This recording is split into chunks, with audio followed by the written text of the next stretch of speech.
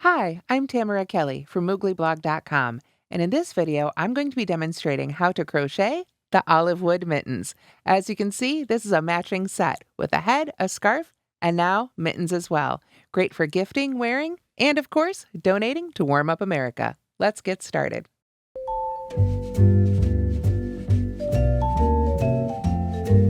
So here you can see the Olivewood Mittens laid flat. You can also see there's a matching hat and scarf, all of which are available on mooglyblog.com. To make the mittens, I used a USI 5.5mm crochet hook. And because these mittens come in two sizes, small and large, you'll need either 245 or 265 yards of Brava stripe worsted weight yarn. You can find this yarn on We Crochet and Knit Picks. To make the mittens, I used 2 balls of yarn, and you'll need that for both sizes. Let's start crocheting. Here you can see a finished pair of the Olivewood mittens in the larger size. This pattern includes 2 sizes, a small adult and a large adult.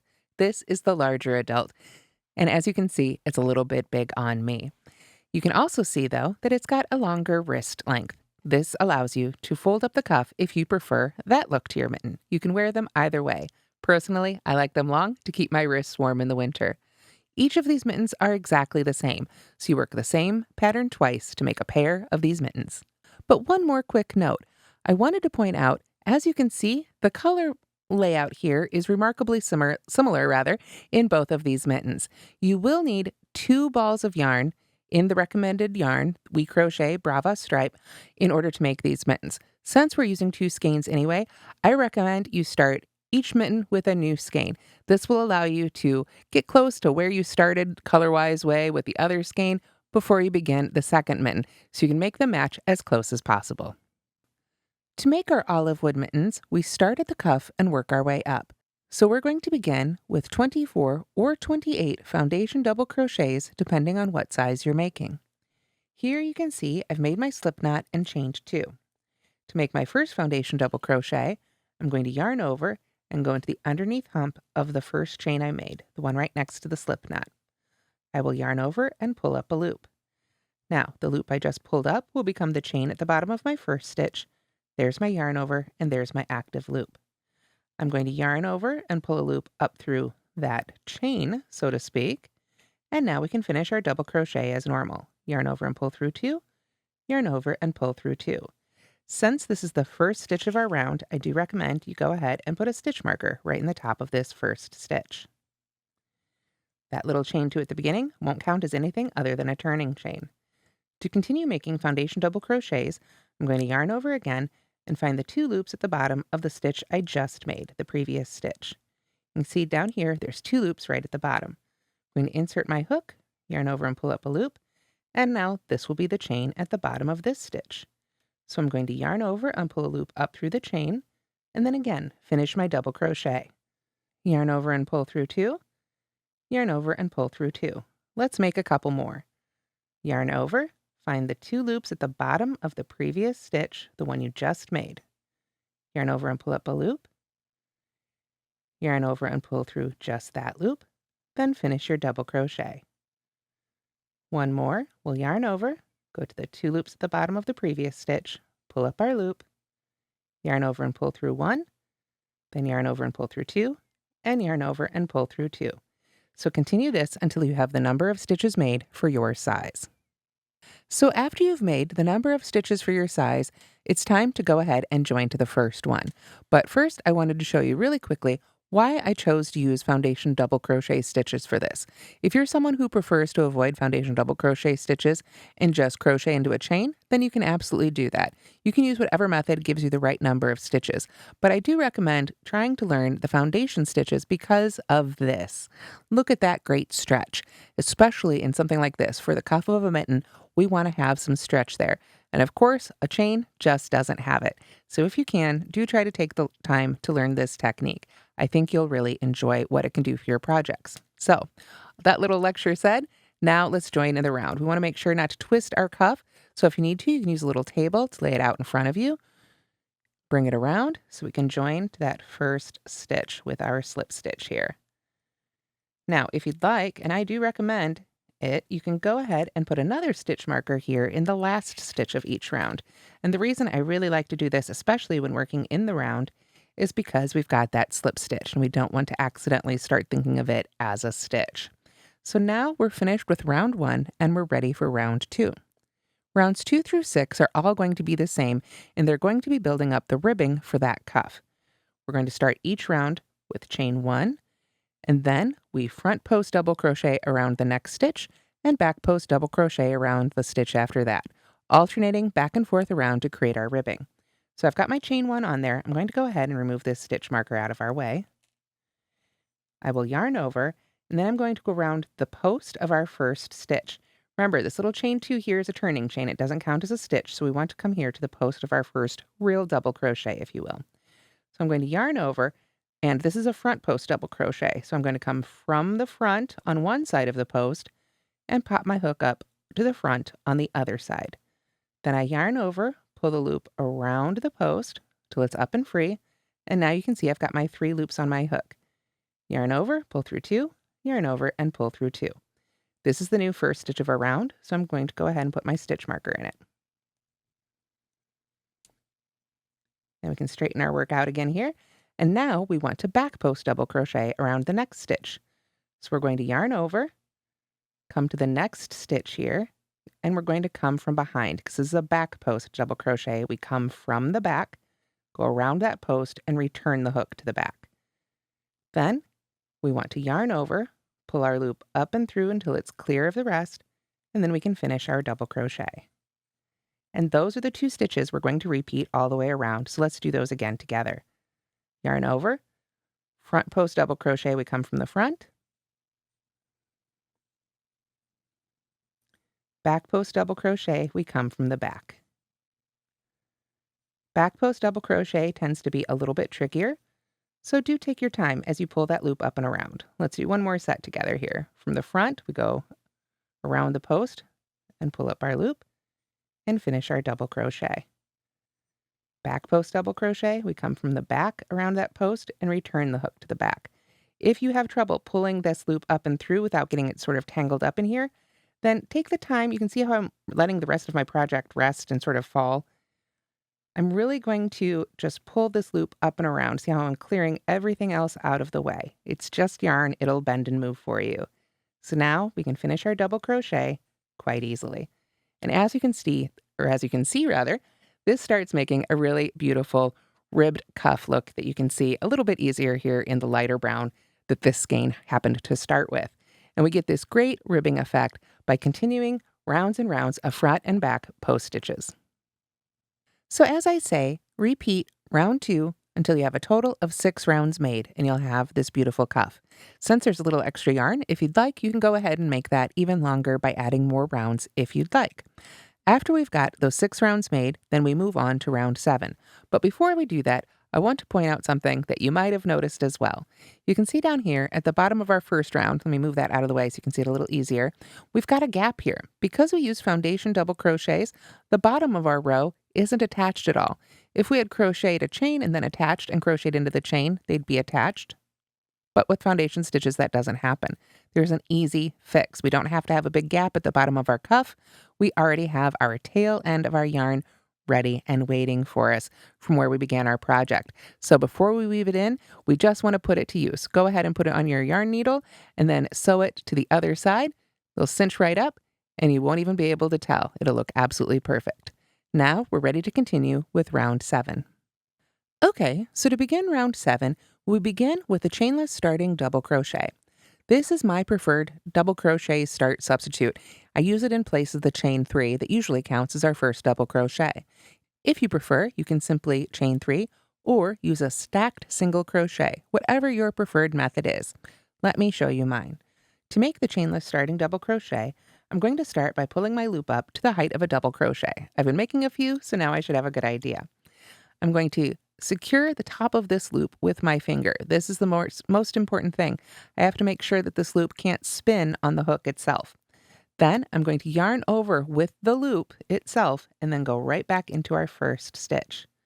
Yarn over, pull up a loop, yarn over, pull through that loop and behind the yarned over big loop, if you will, Now I can finally release the top, yarn over, and pull through 2.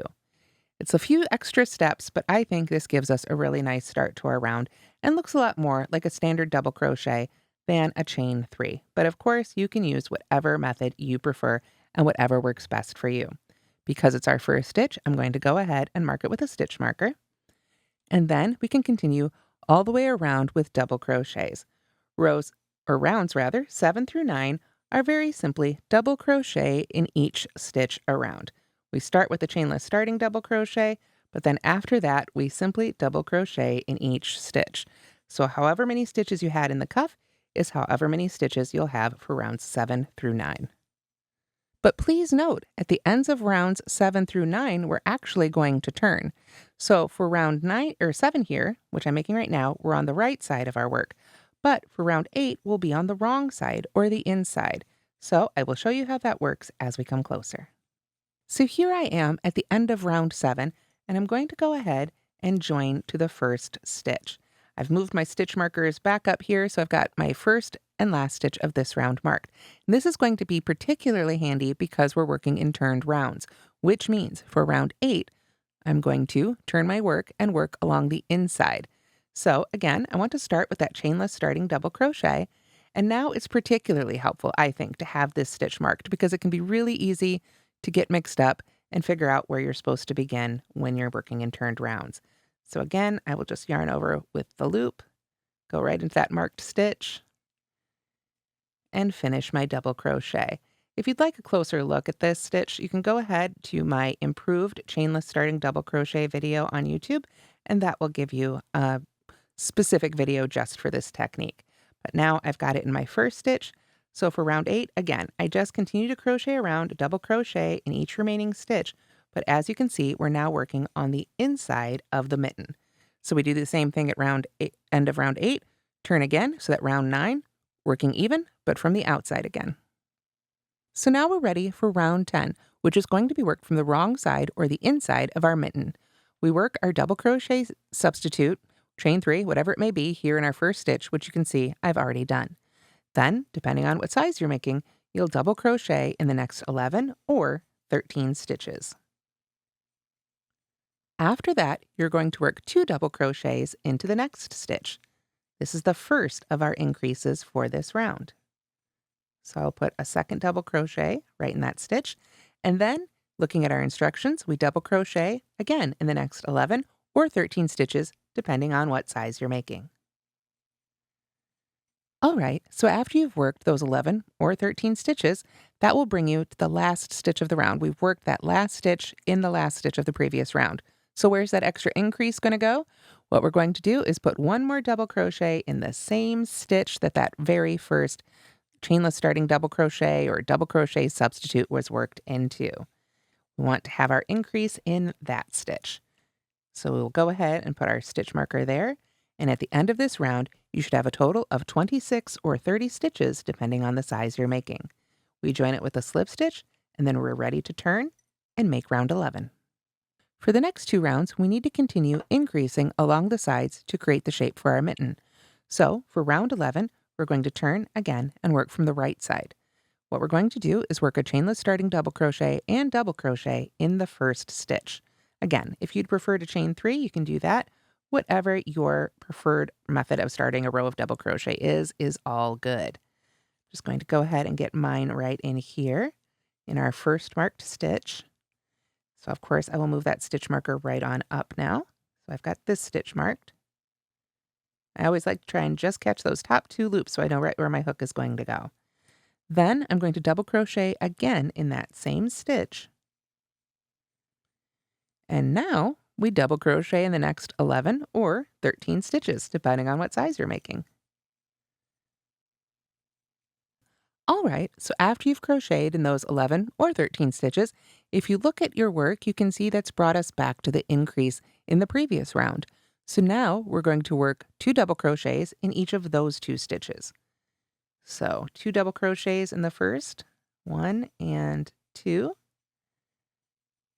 and then 2 double crochets in the stitch after that, 1 and 2.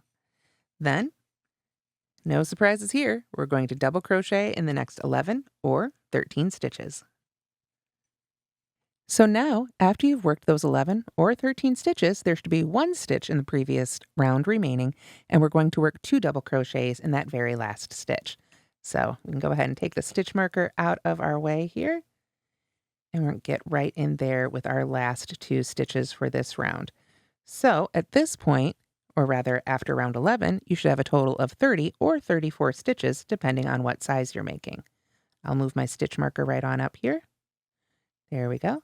And now we're ready to join with a slip stitch to the first stitch of this round. Round 12 is very similar. Now, we still want to remember to turn. Our even rounds right now are on the inside of our mitten, and this one's going to start the same way as the last one and really pretty much be the same thing. 2 stitches in the first stitch, double crochet now in the next 13 or 15 stitches, 2 double crochets in each of the next 2 stitches after that, double crochet in the next 13 or 15 stitches, 2 double crochets in the last stitch. That's exactly the same thing we did in round 11, just the stitch counts are a little different, so you can follow along with the written pattern for that. For round 13, we go back to working from the right side, and this one has 2 different sets of instructions depending on which size you're making. So let's take a look at those together. Let's take a look at what we've been doing and look at our written instructions. We just finished round 11. We made our chainless starting double crochet and double crochet in the first stitch, double crocheted in those next 11 or 13 stitches, worked 2 double crochets in each of those next 2 stitches. Remember, that was our increase from before. Double crochet in the next 11 or 13, 2 double crochets in the last, join and turn. Round 12, which we just talked through, is the one worked from the wrong side. It's the exact same as the previous row, but of course we've got more stitches, so there's a few more stitches in between those increases. Here are the round 13s, if you will, our small only round 13 and our large only round 13. So depending on which size you're making, you'll have slightly different instructions, but they're very similar to what we've been doing so far. For the small, we chainless starting double crochet and then double crochet in the first stitch, double crochet around until 1 stitch remains, and then work 2 double crochets in the last stitch, join and turn. I'll be showing you that here in a moment. But for the large size, we want to work our chainless starting double crochet and double crochet in the first stitch, then double crochet in the next 17 stitches, work 2 double crochets in each of the next 2 stitches, double crochet in the next 17 stitches, and double crochet in the last stitch. Again, this is just like what we were doing actually up here. You've just got more stitches in between those increases. So let's go ahead and work round 13 of the small together. And now we're ready to start round 13, and we want to make sure we turn and we're back on the right side. Now, a quick note, if you're using the chainless starting double crochets and you find it difficult once you've turned to pull that loop up, just go ahead and pull the loop up to the height and then make your turn. It's a little bit easier that way. So I'm going to start again the same way I have in the last few rounds and the same way I would if I were making the large round by putting a chainless starting double crochet and double crochet right in that first stitch. Oop, there we go. So let me pull that stitch marker up to my new first stitch of the round here. There we go. And then a double crochet in that same stitch. There we go. Now, as I said, for the small only, all we do from here is double crochet in each stitch around until 1 stitch remains. Then we put 2 double crochets in the last stitch. If you are making the large size, then it's just like the previous round. When you get to where those increases are again, you'll have increases in those center 2 increases right there. Otherwise, it's the same. So I will see you when we're ready for round 14. So here I am at the end of round 13, and you can see I've got my increase there in my last stitch. So now we're ready for round 14, which is worked from the wrong side, or the inside of our mitten again. And this time, or rather in this round, we're going to be making the thumb hole. So we want to start with our chainless starting double crochet in our first stitch again. I'm going to turn it, make that a little easier to pull up. There we go. Then, after we've got that stitch in there, of course, we'll want to move our stitch marker up to the top of it, so that our new first stitch of the round is marked. There we go. And then we are going to double crochet in the next 12 or 14 stitches, depending on what size you are making. Our actual thumb hole is going to be over here on the other side of our increases away from our seam. So keep crocheting your number of stitches here, and I'll see you when we've got those done. So now I've made my double crochet substitute in my first stitch, double crocheted in the next 12 or 14 stitches, and now what we're going to do to make our thumb hole is we're going to chain 2, and we're going to work back into these chains, so you don't want to make them tight. Take your time to sort of loosely chain each of those chains. Not super loose, just loose enough that you'll know you'll be able to get back in there. After we've got those 2 chains made, we're going to skip 10 or 12 stitches, depending on what size you're making, and then double crochet in each remaining stitch around. So again, if you're making the small size, you'll count out 10. If you're making the big size, you'll count out 12. So let's go ahead and do those together here. We've got 1, 2, 3, 4, 5, 6, 7, 8, 9, 10. I'm making the small size, so that's where I stop. That means the next stitch, stitch number 11, if you will, is where I'm going to rejoin. So if it's helpful, you can go ahead and put a stitch marker right in that stitch to help you find it here as we get ready to make it. Because now I need to get everything sort of lined up back here at my hook. I can put my yarn over on my hook because it's going to be a double crochet, and we've got that stitch marked. We can go right in it. Easy peasy, like so. There we go. Now, this double crochet right here will tend to pull up and become a little bit leggy. So let me show you how I deal with that. Oops, almost lost one of our chains. Let me pull that back through. There we go. So the way to prevent that happening, and that can happen anytime you make a big move across a field of fabric like this, is you want to keep your loops on your hook real close to each other and real close to the working end of your hook. So I'm going to use my finger here to sort of hold those securely there. When I go in on this stitch and pull up a loop, this is my chance to reorganize them. Get all those loops nice and close to each other before I yarn over and pull through 2, and then yarn over and pull through 2. And as you can see, that's a little bit less leggy and helps just secure that stitch together a little bit better. Now I can go ahead and set that stitch marker aside. I don't need it anymore, and continue to work a double crochet in each remaining stitch and then join with a slip stitch. So this is what your mitten should look like, albeit with a much longer cuff, after round 14. You can see we've got our thumb hole here and how this is going to work. Let me stick my hand in here. There we go. So we're going to build up the thumb later, but for now we're going to continue to build up the finger section, if you will, of our mittens. And we'll be able to introduce our stitch pattern. But first we've got round 15 to sort of get us set up and continuing on with our height here. So for round 15, we want to turn again and we'll work from the right side. I'm going to pull my loop back up here for my double crochet. And for round 15, we very simply double crochet in the first stitch and then double crochet in each remaining stitch and chain around. So let's go ahead and get started here. I'm going to work my double crochet substitute in this first stitch. Again, you can chain 3 or stacked single crochet if you prefer, whatever works best for you. I show you these things so that you have lots of options. Everybody's hands and yarn are going to work a little differently. So whatever looks best and whatever you think looks best on your project is perfect. We've got our single, or rather our double crochet here in our first stitch. So then, again, it sounds simple. We double crochet in each remaining stitch and chain around. So this is why I told you to make sure that you make those chains a little bit looser so that you can stitch right back into them. Not only are we going to be stitching into them on this round as we continue to work the finger portion of our mitten, but we'll need to work into the opposite side of those chains when we make our thumb. So as you can see here on my smaller size mitten, I am almost to those chains for our thumb space. And we'll just get through those together, and then you can finish up round 15 on your own. Again, it's just double crochets all the way around. So if you tend to get a little bit lost in your stitches, you can always follow the V's at the top. Go right to the next ones right there. And then we've got our chains. So we want to take our time, and we do want to work into the chains, not into the chain space.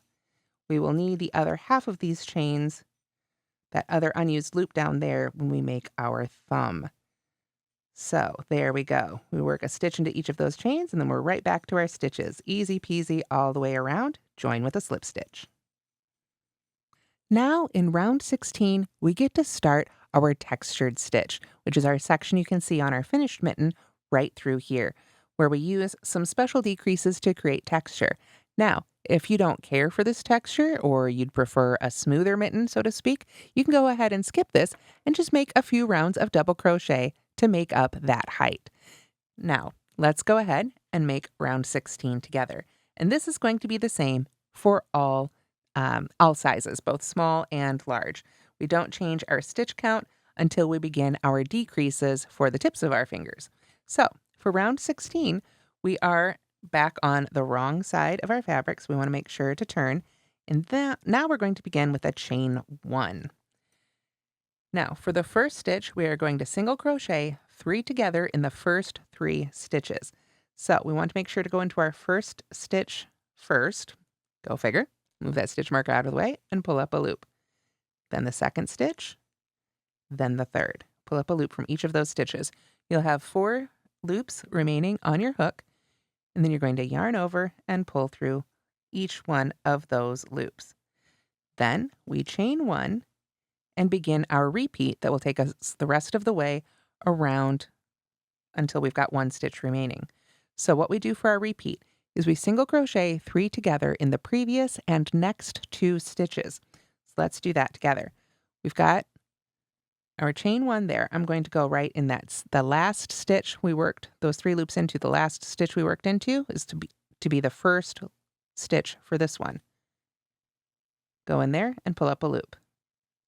And then do the same thing from the next 2 stitches till we're back to having 4 loops on our hook. Yarn over and pull through all 4 and chain 1. Then we do it again. Go into that same stitch that we finished the previous stitch in and pull up a loop. Pull a loop up from the next 2 stitches. Yarn over, pull through all 4 loops and chain 1. We're going to continue this all the way around until 1 stitch remains. So here I am, almost done with round 16. You can see there's 1 more stitch left to work into, and I've marked the first stitch that I made, that first single crochet 3 together. So to finish up this round, I've got my chain 1 made. What we're going to do is we're going to, again, go in that same stitch we finished the previous one in. Now I'll go ahead and move that stitch marker out of the way, and we'll go right into that last stitch to pull up a loop. And now I want to look really closely and see where did we go into for that very first loop of the first stitch. Find that same space and pull up a loop from there. We can yarn over, pull through all 4 of those, chain 1, and then we'll be able to join to that first stitch. Before I do that though, I am going to go ahead and mark that chain 1 right there, because officially that's our last stitch of this round. So now I will find the top of that marked stitch so I can finish with my slip stitch. Now we're ready to turn and start round 17. Rounds 17 through 23 or 27, depending on what size you make, are all the same. So let's go ahead and make it once together. We're going to start with a chain 1, and then we're going to single crochet 3 together in the first chain space, next stitch, and next chain 1 space. So here is where I've got that first chain 1 space marked. So we want to go right in there for our first loop. And now I'll go ahead and move that stitch marker out of the way for just a moment. Then into the top of the next stitch, then into the next chain space. Again, once we've got 4 loops on our hook, we can yarn over and pull through all 4 of those loops. This time, I'm going to remember to put my stitch marker in it right away. There we go. Then, after that, it's pretty much what we've been doing, but now instead of working into stitches, we've got these chain 1 spaces. So I've got my chain 1, back into the same space, then the top of the next stitch, then the next space. 4 loops on my hook, I yarn over and pull through, and chain 1. Same thing, go back into that same spot we finished the previous stitch in, into the top of the next stitch, and into the next chain 1 space, like so. If you find that you're working into the chains rather than the chain spaces, that's fine too. It's really whichever look you prefer, just try and be consistent. Again, we'll work all the way around just as we did in the previous round, but this time we've got those chain spaces, and we'll finish it up the same way, making sure to put the last leg of that single crochet 3 together back in the same space we worked that first stitch in. Oop, there it is, right back at the beginning. So continue working rounds 17 through 23 or 27 if you're making the large size, just as described.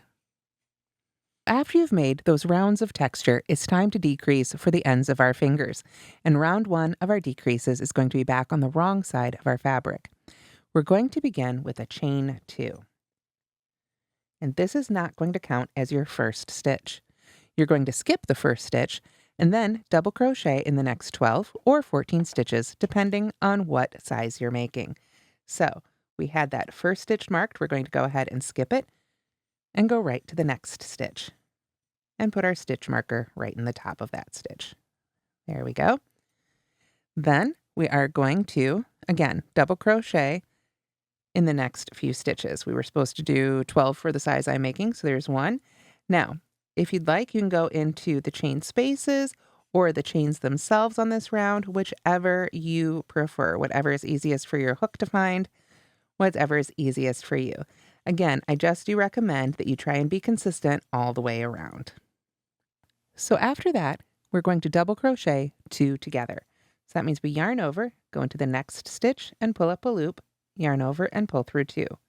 Yarn over again, go to the next stitch, in this case a chain space, yarn over and pull up our loop, yarn over and pull through 2. With 3 loops left on the hook, we yarn over and pull through all 3 for our decrease. After that, we go back to double crocheting in the next 12 or 14 stitches, depending on size. So at this point, you should now have 1 stitch remaining. And you'll note there's that stitch we skipped. Remember when we chained 2 and skipped 1 stitch? What we're going to do now, after I get my stitch marker out of the way here, is double crochet 2 together in this last stitch and that first stitch that we skipped. So we want to go right into that last stitch and pull up a loop, yarn over and pull through 2, 2 loops left on our hook, yarn over again, come over here and find that stitch that we skipped, and you can crochet right over that chain 2. Remember, it doesn't count as a stitch or anything. For all intents and purposes, it's not there. So we yarn over and pull through 2, 3 loops left on our hook, we yarn over and pull through all 3 to finish. And then, of course, we can join with a slip stitch to our first stitch. So at the end of this round, depending on what size you're making, you should have either 26 or 30 stitches. And now we're ready for round 2 of our decreases. We're going to turn again, so we're working on the right side of our fabric, and work a chainless starting double crochet into that first stitch, or whatever your double crochet substitute is. And of course, as soon as I've got that finished, I want to move my stitch marker on up. As you can see, I'm starting to run out of yarn on my little ball here. I've been trying to use up my odds and ends for these demos for the videos. We'll see if we make it through this mitten. I think I might have to break into my last skein. All right, we've got a double crochet there in our first stitch. We're going to work a double crochet 2 together after that. So chainless starting double crochet 2 together, which means we stop with 2 loops left on our hook, yarn over, go to the next stitch, stop with 3 loops left on our hook, and pull through to finish that double crochet 2 together. Then we double crochet in the next 8 or 10 stitches depending on size. All right, so now I've worked my chainless starting double crochet 2 together, double crocheted in the next 8 or 10 stitches. So now what we're going to do is double crochet 2 together again. Go into the next stitch and then go into the stitch after that. Finish them together. Then double crochet in the next stitch. And then double crochet 2 together again. Start a double crochet but don't finish it. Start a double crochet but don't finish it in the second stitch. And finish them all together. After that, we double crochet again in the next 8 or 10 stitches. That should bring us to the last 2 stitches of the round, where we're going to double crochet 2 together. So again, I'll move my stitch marker out of the way so I can make sure to put it in the top of this stitch. There we go. Finish that up. And now we're ready to join with our slip stitch. At the end of this round, you should have 22 or 26 stitches depending on the size you're making, and now we're ready for round 3. Round 3 is going to be very similar to round 2, but now we're back on the inside of our mitten. Again, we start with our chainless starting double crochet or double crochet substitute in our first stitch, and move our stitch marker right on up. There we go. And then we double crochet 2 together. In the next stitch, pull up a loop, yarn over, pull through 2, yarn over, go to the next stitch, pull up a loop, yarn over, pull through 2, yarn over, and pull through 3. Now we double crochet in the next 6 or 8 stitches, depending on size. I'm making the small one, so mine should go pretty quick. We'll just stick with me here. Let's see, this would be my third one. At this point, the rounds start going pretty quickly. I might run out of yarn, but I've got a little extra from another one of the projects from this set ready and waiting for me. Okay, so I've got my double crochet 2 together. I've double crocheted in the next 6. Again, if you're making the large, 8 stitches. Then we're going to double crochet 2 together again. Go into the next stitch, then go into the next stitch, finish the stitch, double crochet in the next stitch. You can see it's getting a little tight here. We've been decreasing and now we're working from the wrong side. That's a good sign though. Double crochet 2 together again. And now we're ready to double crochet in the next 6 stitches. This time I'm going to count them so I don't get lost. 1, 2, 3, 4, 5, and 6. Again, if you're making the large size, that would actually be 8. And then, if we look closely, we can see there's just 2 stitches left. We've got the next stitch and our last marked stitch. So we're going to double crochet 2 together. Yarn over, pull up our loop there, go into that very last stitch, pull up our loop, yarn over, pull through 2, and pull through 3 to finish. So I'm going to go ahead and grab that stitch marker out of there and move it to the top of that stitch. Now we're ready to join with our slip stitch. There we go. And now we've just got one more round for our decreases. For our final round, we want to turn again and be on the right side or the outside of our mitten. We're going to start again, this time with a chainless starting double crochet 2 together. If you prefer, you can do a chain 2 and then just double crochet in the first stitch. I think that's probably the easiest way to do this, but I like the look of this one, so let me show you how I do it. I've got my loop pulled up. I'm going to go ahead, and actually I'm going to leave my stitch marker there because I want to make sure I go into the right spot for this first stitch. So once I've got my loop pulled up, again, I'm going to secure at the top of it, and I'm going to need to hold on to it a little bit longer this time. I'm going to yarn over with the loop itself, go in that first marked stitch, yarn over and pull up a loop, yarn over, pull through that loop, and behind the yarn over. I'm still keeping that death grip right there on top of that hook. I'm going to yarn over again, push that stitch marker out of the way for right now, go into the next stitch, yarn over and pull up a loop, yarn over and pull through the first 2 loops on the hook. Now I've got 3 loops left on the hook. I'm at the end of this stitch. I can release the top of that loop, yarn over, and pull through all 3. So now I can move my stitch marker on up to the top of that stitch. If you need to see that again, you can feel free to go ahead and rewind, or as I say, just chain 2, double crochet in the next stitch, and mark the top of that double crochet if that's easier for you. After you've got that made, then we're just going to continue double crochet 2 togethering all around. Double crochet 2 together, double crochet 2 together, until we have cut the number of stitches in half. So let's do a couple of these together. We are going to go into the next stitch. I've got my yarn over on there first. Go into the next stitch, pull up my loop, yarn over, pull through 2. Yarn over, go to the next stitch, pull up a loop, yarn over, pull through 2, yarn over, and pull through 3. Then we just go right to the next stitch and begin another double crochet 2 together. So at the end of this round, you should have a total of either 9 or 11 stitches, depending on the size you're making. After we finish this round and join with our slip stitch, then I will show you the technique we can use to completely close up the top of our mitten. All right, so now you should have just the stitch count, again, 9 or 11, that you should have in your last round. So I'm going to go ahead and join with the slip stitch to the first stitch, but now I'm going to break my yarn. And yes, I did have to attach my little ball here just for demo purposes, but again, if you start each mitten with a full skein of yarn, you won't have to break the yarn until you get to this point. So What I want to do now is I want to leave myself a little bit of a longer tail than I normally would. Generally, when I cut my yarn, I leave about 4 inches to weave in with. I'm going to leave myself a little extra at this point. Then I'm simply going to go ahead and pull up on this. I'm not going to yarn over and pull through. I don't want to knot it.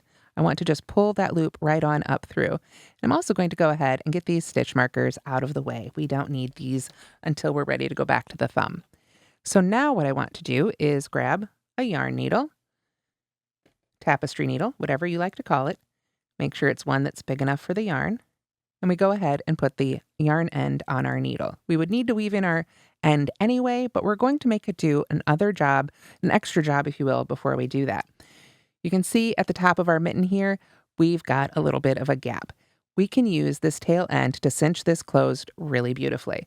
What we want to do, and this is my favorite method, is go from the outside in under each of the loops or each of the stitches around. And I prefer to go under the top 2 loops. Different designers have different methods that they prefer. This is my preferred method. We go right under there towards the inside of the mitten, and then we go to the next stitch and we sew from the outside in. And we're going to gently do that all the way around. And once we're about halfway, I'm going to start pulling on those. And you can see it's starting to gather it closed. I'll do a few more. And give another little gentle pull and start closing that up. And then it looks like we've got just one more. I probably should have been counting, but we can see where we're at. And if you go through one of the first ones again, no harm done. We just want to go all the way around, and then we can gently pull, and you can see how that just closes it right on up. You can get in there. This is a mitten after all. Get in there with your other hand, straighten it out, sort of secure it, hold on to it as you pull that really tightly. And then as you can see, you've got a really nice close at the top of your mitten. From here, you can take the yarn, which, it is still on the needle. I thought it had fallen off. There we go. We can take our yarn needle and just send that right to the inside. There we go, really carefully, and then weave it in from there, and you'll have a nice, secure top of your mitten. And now, we're ready to add the thumb. So here I've got my demo mitten, and it's ready for its thumb. So what I want you to do is sort of turn your mitten. We're on the right side, cuff facing away from you, fingertips pointed towards you, if you will. So we can approach it from this angle. What we're looking for right now are those 2 unused loops at the bottom of those chains. Remember when we worked into those 2 chains right here? We've got these 2 unused loops right there, and that's where we're going to start in the first of those. So we're going to take our yarn, and what we want to do is join with a loose slip stitch to that first one of those unused loops. So the way I like to do that is I'm going to insert my hook into that loop, yarn over and pull a loop through, and now I am going to gently, basically, chain 1. I'll pull down a little bit on that working yarn, if you will, but this will give me a decent chain here that I can work into, or a slip stitch, if you will. Then we go into the next stitch and loosely slip stitch again. So to loosely slip stitch at this point, what I like to do is take a moment and pull that loop up and get it to the same size before I pull it through the other loop. After that, I make sure not to pull back on my working yarn and tighten up that stitch. I want the slip stitch to stay loose enough to work into later. After that, we're going to work 2 single crochets in the post of the stitch at the opening. What does that mean? Well, we're going around our opening here, and what we encounter next is this double crochet stitch. You can see it's right here. We want to work 2 double crochets in the body of this stitch. So it's a double crochet, so that means it kind of already has a top half and a bottom half. So I'm just going to go into the top half, and I like to try and get at least 2 loops of yarn, if possible, on top of my hook. Just find a good space to get in there, pull up a loop, and single crochet. Now I'm going to do the same thing in the bottom half of the stitch, and I'm just going to split that post like so that I can put a second single crochet right in the side of that stitch. Now what we're going to do is half double crochet in the next round 13 stitch. So that means that would be this stitch right here.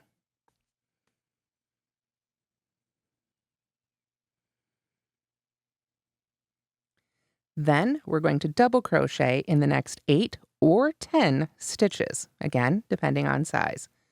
So I'm making this small. I'm going to double crochet in the next 8. So there's 1,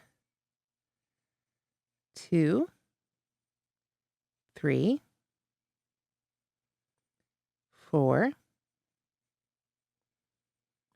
5, 6, 7, and 8. Oops, there we go. Remember, if you're making the larger size, you'll need to do 10. After that, we are going to half double crochet in the next stitch. And you can see it's the last stitch before we're heading up the other side of our opening here. My yarn straightened out. There we go. Half double crochet in this next stitch. There we go. Pull those loops on through. And then we work 2 single crochets in the post of this next stitch at the opening. So if we look very carefully here, you can see here's this double crochet along the side of our thumb opening. So now we go into the bottom half of that stitch to make a single crochet, always the easier half to get into. Now we need to find a good spot on the top half of that stitch. Just kind of pick a spot that your hook likes to go through and double crochet right there, or excuse me, single crochet right there. And then we'll be able to join to that first slip stitch of the round. So looks a little crazy right now. Let's go ahead and put a stitch marker in that last stitch. And then let's straighten out what we've got going on right here. I'm going to take just a moment and move this beginning end to the inside of the mitten. I'll weave it in when I'm all done, but for now, I just really want to get it out of the way. So I've got a clear look at what we've got in front of us. There's that first slip stitch. So now I can get my hook back in my loop and straightened out. And now I can join really carefully to that very first slip stitch we made. Just very carefully get your hook right under those loops. We don't want to put a lot of pressure on that slip stitch, especially until we get that end woven in. But now we have finished round 1 of our thumb opening, and you should have a total of 16 or 18 stitches. For round 2, we are going to continue to work from the right side of the mitten. The thumb is small enough, we don't want to turn back and forth. We're just going to stay on the right side of our fabric for the entire length of the thumb.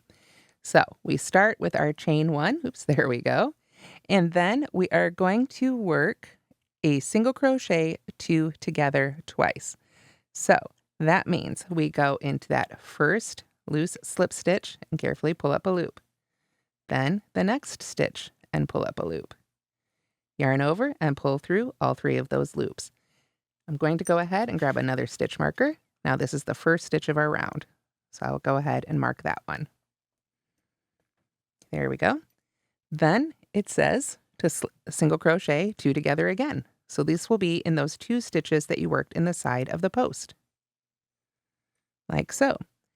Then we half double crochet in the next stitch, which you'll notice was the half double crochet in the previous stitch. And then we double crochet in the next 8 or 10 stitches. So double crochet in each double crochet. That should bring you right back to that half double crochet, and we're going to work another half double crochet in that half double crochet. And finally, we're going to work a single crochet 2 together in these final 2 stitches here right along the side. So we pull up a loop from 1. I'm going to go ahead and get my stitch marker out of the way for a moment. Go into the final stitch, pull up a loop, yarn over and pull through all 3, and I will mark the top of that stitch as the last stitch of this round. So I'll go ahead and join with a slip stitch to the first stitch, but at the end of round 2 of the thumb, you should have a total of either 13 or 15 stitches. So as you can see, we've now created a really nice little bit of our thumb, and we only need to do a few more rounds of double crochet now to finish it up and create the length before we gather to close up the end. Again, we're going to continue working on the outside or right side of our fabric, so that makes it a little bit easier.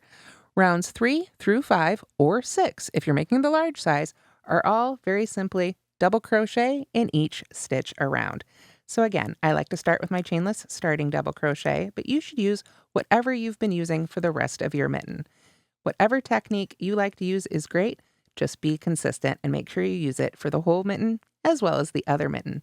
And while we do our crocheting for round 3 here, I'll take this moment to tell you about another reason that you may wish to use 2 separate skeins, since you'll need 2 skeins anyway, while making these mittens. Not only does it allow you to make sure to color match or start each mitten in the same spot without having to put extra yarn breaks in your yarn, but it also allows you to start the mittens at the same time. What do I mean by that? I mean you can start the cuff for one mitten and then start the cuff for the other mitten, the second mitten. Then go back and make, say, the palm portion of the first mitten, and then make the palm portion of the second mitten, continuing to work back and forth. Why would we do this? Well, we can do this for a few reasons. First of all, it helps us avoid second sock, or in this case, second mitten syndrome, where you've made one, you're satisfied, but now you don't really want to start over and make a whole second mitten. You wanted to work on your next project. It also helps us make sure that our gauge stays consistent. If you make one mitten one night while watching a scary movie, and then make the next mitten the next night while watching a funny movie, you may end up with 2 different sized mittens. Working back and forth like this helps assure that your tension, your mood, your gauge all stay the same as you work both of those mittens. So now you can see I've worked all the way around here for round 3. I've moved my stitch marker up, and we can join with a slip stitch. So you'll continue making simple rounds of double crochet until you have the length needed for your thumb. Again, if you're making the small, that's through round 5. If you're making the large, that's through round 6. Then we work the last round together. All right, so for our little demo, we're going to go ahead and jump to the last round of our thumb, which is the last round of our whole mitten. We're going to start with a chainless starting double crochet or a double crochet substitute in that very first stitch. You may have noticed in the previous round, we had an odd number of stitches, so we can't just work double crochet 2 togethers here. We've got to have one stitch sort of on its own. So it's just much easier if we make that our first stitch. After that, we can continue around working double crochet 2 togethers, gathering up and almost having our stitch count. This means that at the end of this last round of the thumb, if you are making the smaller size, you should have a total of 7 stitches, and if you're making the larger size, you should have a total of 8. After we've worked all the way around with our decreases, we can cut our yarn end again, leaving a little bit of extra length, and gather up the top or end of our thumb the same way that we finished up the top of our fingers or the ends of our fingers. We use our long tail to go from the outside in through each of those stitches and gather it up nice and tight before we weave in our ends. Don't forget, when it's time to weave in your ends, you've also got that very first end back down at the cuff, and you'll want to use that end in order to secure, or rather sew, the bottom of that first round together. So now I've made it all the way around here for the final row of our thumb. I can go ahead and move those stitch markers out of the way. We're done with them. Join with a slip stitch to the top of that very first double crochet we made. There we go. And then we can cut our end and gather up the end of our thumb. And that's how to crochet the Olivewood Mittens. I hope you've enjoyed the tutorials for this hat, mitten, and scarf set, all of which you'll find for free on mooglyblog.com. Thanks so much for watching, and don't forget to like and subscribe.